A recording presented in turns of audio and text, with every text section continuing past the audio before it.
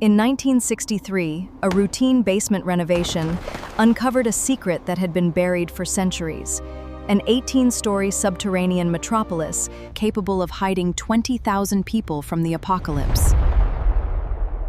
Let's dive deep into the mystery. In 1963, a man in the Nevşehir province of Turkey took a sledgehammer to a basement wall during a home renovation. When the masonry gave way, it revealed a dark, narrow corridor leading deep into the earth rather than a simple foundation. That corridor opened into an enormous, multi-level labyrinth.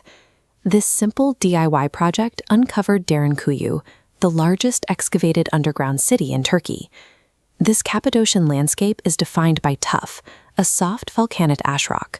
Tuff is easy to carve with hand tools, but hardens upon exposure to the air, providing a perfect natural medium for a subterranean fortress. This cross-section shows the scale of what was carved. Derinkuyu functions like an inverted skyscraper, plunging 280 feet into the bedrock across 18 distinct levels, with enough volume to support 20,000 people.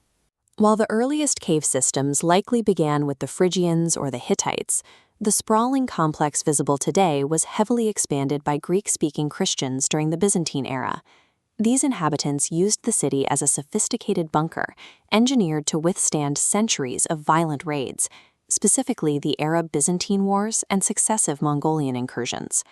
Surviving a prolonged siege deep beneath the earth required solving massive logistical hurdles, involving air, water, and sanitation.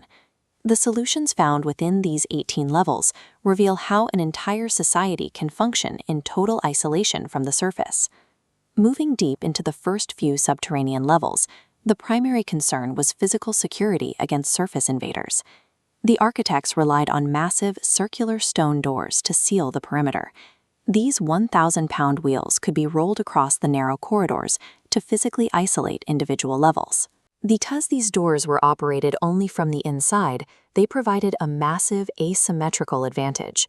Defenders could even thrust spears through small holes carved into the surrounding rock to repel attackers trying to breach the stone.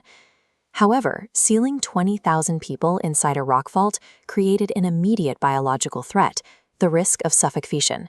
This 3D wireframe maps the life support system. A central shaft connects to thousands of ducts, pulling oxygen deep underground. Similarly, a 55-meter main well drew from a hidden river, keeping the water supply completely isolated from surface invaders.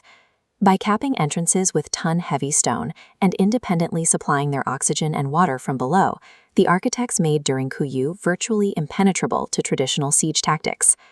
Managing thousands of humans and animals in a confined space required strict urban planning and zoning. Livestock were kept exclusively on the uppermost levels.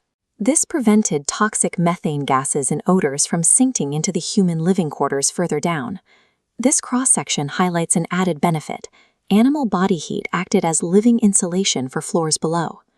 Further down, kitchens routed exhaust smoke into specialized ventilation paths, dispersing it thinly to remain invisible to anyone on the surface. Every biological byproduct, from heat to smoke, was managed strategically, allowing the city to support organized, long-term habitation.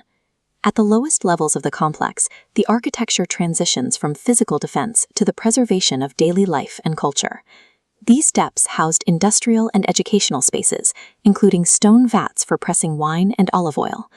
The community even excavated a dedicated schoolroom to ensure children were educated during months of confinement.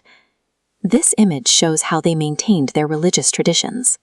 The lower levels contain a massive cross-shaped church and numerous smaller chapels, featuring vibrant frescoes painted directly onto the arched rock ceilings.